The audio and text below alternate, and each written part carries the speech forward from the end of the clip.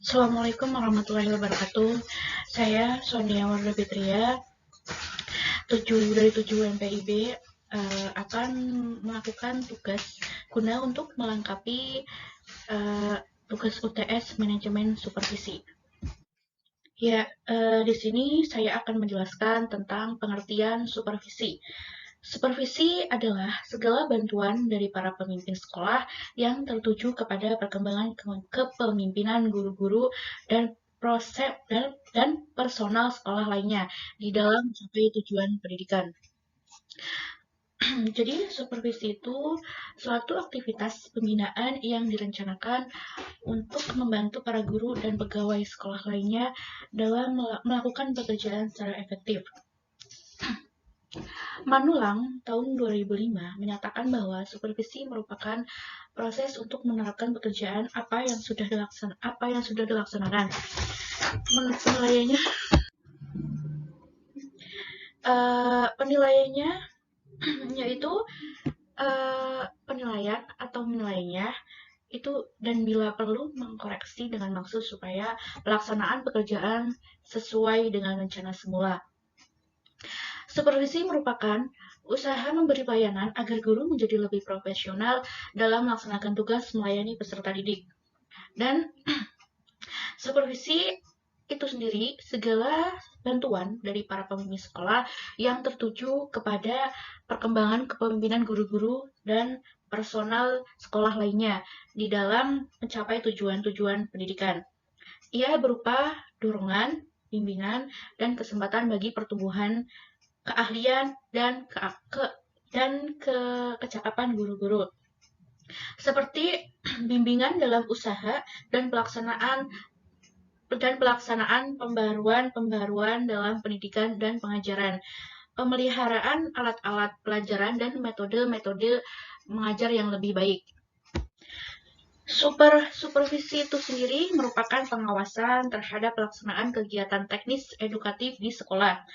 Bukan sekedar pengawasan sifat fisik terhadap fisik material, supervisi merupakan pengawasan terhadap kegiatan akademik yang berupa proses belajar mengajar, pengawasan terhadap guru dalam mengajar, pengawasan terhadap situasi yang menyebabkan aktivitas dilakukan dengan mengidentifikasi kelemahan-kelemahan pembelajaran untuk diperbaiki. Apa yang menjadi penyebab dan mengapa guru tidak berhasil melaksanakan tugasnya dengan baik? Berdasarkan hal berikut, kemudian dilakukan tindak lanjut yang berupa perbaikan dalam bentuk pembinaan kepada guru. Supervisi menurut Sehartian telah berkembang dari yang bersifat tradisional menjadi supervisi yang bersifat ilmiah sebagai berikut. A. Sistematis. Sistematis yaitu dilaksanakan secara teratur, berencana, dan secara kontinu. Yang kedua yaitu objek. Objek yaitu ada data yang dapat memberikan ada data yang didapat berdasarkan observasi nyata, bukan berdasarkan tafsiran pribadi. Dan yang ketiga yaitu menggunakan alat mencatat yang dapat memberikan informasi sebagai umpan balik untuk mengadakan umpan balik itu mengadakan penilaian terhadap proses pembelajaran di kelas. Dari pengertian tersebut dapat disimpulkan bahwa supervisi secara sederhana merupakan upaya kepala sekolah dalam pembinaan guru untuk meningkatkan mutu pendidikan dan pengajaran di sekolah. Selanjutnya yaitu perkembangan paradigma supervisi. Dalam perkembangan ini, pengawasan satuan pendidikan lebih diarahkan untuk memiliki serta memahami, bahkan dituntut untuk dapat mengamalkan apa yang tertuang dalam peraturan Menteri tentang pengawasan. Tuntunan tersebut salah satunya tentang kompetensi dalam memahami metode dan teknik dalam supervisi. Seseorang supervisor adalah orang yang profesional ketika menjalankan tugasnya. Ia bertindak atas dasar kaidah-kaidah ilmiah untuk meningkatkan mutu pendidikan. Dengan paradigma ini, diharapkan para pendidik dan para supervisor dapat menjalin kerjasama yang lebih harmonis dalam rangka mengembangkan tugas-tugas kependidikan yang dibebankan kepada diri masing-masing. Dan yang berikutnya yaitu tentang prinsip-prinsip supervisi pendidikan. Ada empat prinsip supervisi pendidikan. Yang pertama yaitu prinsip ilmiah. Prinsip ilmiah mengandung ciri-ciri sebagai berikut. Prinsip ilmiah mengandung ciri-ciri sebagai berikut, yaitu yang pertama, kegiatan supervisi dilaksanakan berdasarkan data objektif, yang dua, diperoleh dalam kenyataan pelaksanaan proses belajar mengajar. Yang kedua, untuk memperoleh data perlu diterapkan alat perekam data seperti angket, observasi, percakapan pribadi, dan seterusnya. Yang kedua yaitu prinsip demokratis. Prinsip demokratif yaitu servis dan bantuan yang diberikan kepada guru berdasarkan hubungan kemanusiaan yang akrab dan kehangatan sehingga guru-guru merasa aman untuk mengembangkan tugasnya. Demokratis mengundang makna menjunjung tinggi harga diri dan martabat guru bukan berdasarkan atasan dan bawahan. Yang ketiga yaitu prinsip kerjasama. Prinsip ini mengembangkan usaha bersama atau menurut istilah supervisi sharing of ide, sharing of experience. Memberikan support, mendorong, menstimulasi guru sehingga mereka merasa tumbuh bersama. Yang terakhir yaitu prinsip konstruktif dan kreatif. Prinsip ini, setiap guru akan merasa termotivasi dalam mengembangkan potensi kreativitas kalau supervisi mampu menciptakan suasana kerja yang menyenangkan, bukan melalui cara-cara menakutkan.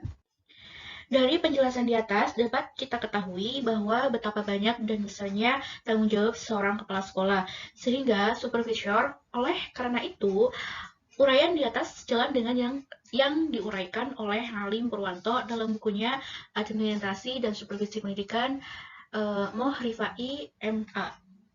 Untuk menjalankan tindakan-tindakan supervisi, sebaiknya kepala sekolah hendaklah memperhatikan prinsip-prinsip berikut.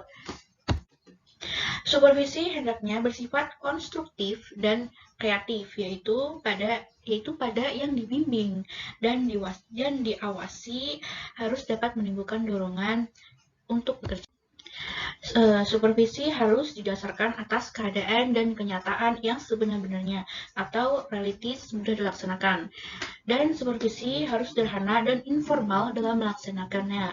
Dan yang terakhir yaitu supervisi harus dapat memberikan perasaan aman kepada guru-guru dan pegawai-pegawai sekolah yang disupervisi.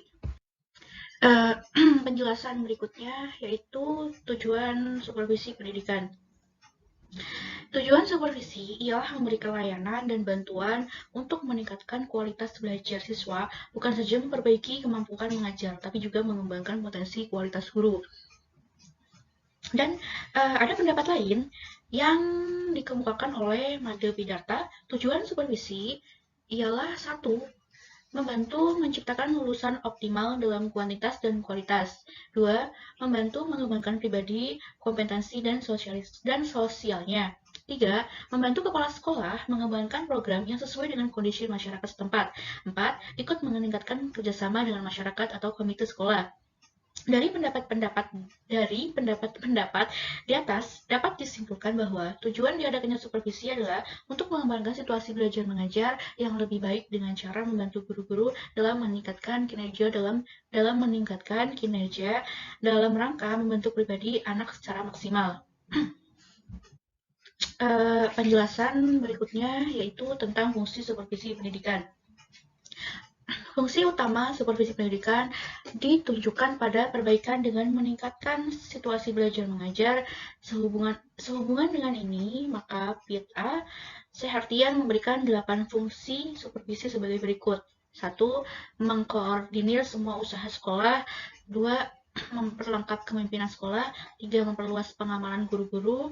4. Memotivasi usaha-usaha yang kreatif. 5. Memberi fasilitas dan pelayanan terus-menerus. 6. Menganalisis situasi belajar mengajar. 7. Memberikan pengetahuan dan keterampilan kepada setiap anggota staf. 8. Memberikan wawasan yang lebih luas dengan terintegrasi dalam merumuskan tujuan-tujuan pendidikan dan meningkatkan kemampuan mengajar guru-guru. Dilihat dari fungsi utama supervisi adalah ditunjukkan pada perbaikan dan meningkatkan kualitas agar agar sasaran supervisi terlaksanakan dalam meningkatkan kinerja. Secara efektif, maka kemampuan guru-guru perlu ditingkatkan. Maka dari itu, fungsi supervisi menurut Ahmed Tabun terdiri dari satu, penelitian. Penelitian yaitu fungsi yang harus dapat mencari jalan keluar dari masalah yang dihadapi. Dua, penilaian. Penilaian ini untuk mengukur tingkat kemajuan yang diinginkan, seberapa besar yang telah dicapai, dan penilaian ini dilakukan dengan berbagai cara seperti tes, penetapan standar, penilaian kemajuan belajar siswa, melihatkan perkembangan hasil penilaian sekolah, serta prosedur lainnya yang berpotensi pada meningkatkan mutu pendidikan. Yang ketiga, perbaikan. Perbaikan ini digunakan untuk usaha untuk mendorong guru baik secara perseorangan maupun kelompok agar mereka mau melakukan berbagai perbaikan dalam menjalankan tugas mereka. Perbaikan ini dapat dilakukan dengan bimbingan, yaitu dengan cara membangkitkan kemauan, memberi semangat, mengarahkan, dan merangsang untuk melakukan percobaan, serta membantu menerapkan sebuah prosedur pengajaran yang lebih baik dan baru. Yang berikutnya yaitu pembinaan. Fungsi pembinaan ini merupakan salah satu usaha untuk memecahkan masalah yang sedang dihadapi, yaitu dengan melakukan pembinaan atau pelatihan kepada guru-guru tentang cara-cara baru dalam melaksanakan suatu proses pembelajaran. Pembinaan ini dapat dilakukan dengan cara demonstrasi, mengajar, workshop, seminar, observasi, konvensi individual dan kelompok, serta kunjungan supervisi. Yang ketiga yaitu pendekatan kolaboratif. Pendekatan ini merupakan perpaduan antara pendekatan sebelumnya yaitu pendekatan langsung dan tidak langsung. Penjelasan terakhir yaitu tentang teknik-teknik supervisi pendidikan. Umumnya, alat dan teknik supervisi dapat dibedakan dalam dua macam, yaitu teknik yang bersifat individual ialah teknik yang dilaksanakan untuk seorang guru secara individual. Yang kedua, teknik yang bersifat kelompok, yaitu teknik yang dilakukan untuk melayani lebih dari satu orang. Teknik supervisi pendidikan ini merupakan alat yang digunakan oleh supervisor untuk mencapai tujuan supervisi. Yang pada akhirnya dapat melakukan perbaikan mengajar yang sesuai dengan situasi dan kondisi. Dalam pelaksanaan supervisi pendidikan, sebagai supervisor harus mengetahui dan memahami serta melaksanakan teknik-teknik dalam supervisi. Berbagai macam teknik dapat digunakan oleh supervisor dalam membantu guru meningkatkan situasi belajar mengajar, baik secara kelompok maupun secara perorangan ataupun dengan cara langsung bertatap muka dan cara langsung melalui komunikasi atau media lainnya. Dan di sini yang menggunakan teknik individual yaitu seperti kunjungan kelas atau classroom visitation dan observasi kelas atau dengan cara wawancara perseorangan. Dan yang digunakan untuk teknik kelompok yaitu dengan menggunakan pertemuan orientasi sekolah bagi guru, terus dengan rapat guru, dengan lokakarya atau dengan diskusi panel. Ya. Jadi bisa saya simpulkan yaitu teknik memiliki makna atau cara strategis atau pendekatan. Dan yang dimaksud dengan teknik supervisi adalah cara-cara yang digunakan dalam kegiatan supervisi atau dalam kata lain supervisi pendidikan berarti suatu cara atau jalan yang digunakan supervisor pendidikan dalam memberikan pelayanan atau bantuan kepada para guru. Ya, sekian dari saya. Bila ada kesalahan kata-kata atau kurang jelasnya, saya mohon maaf sebesar-besarnya. Saya Surya Wardha Fitria undur diri. Assalamualaikum warahmatullahi wabarakatuh.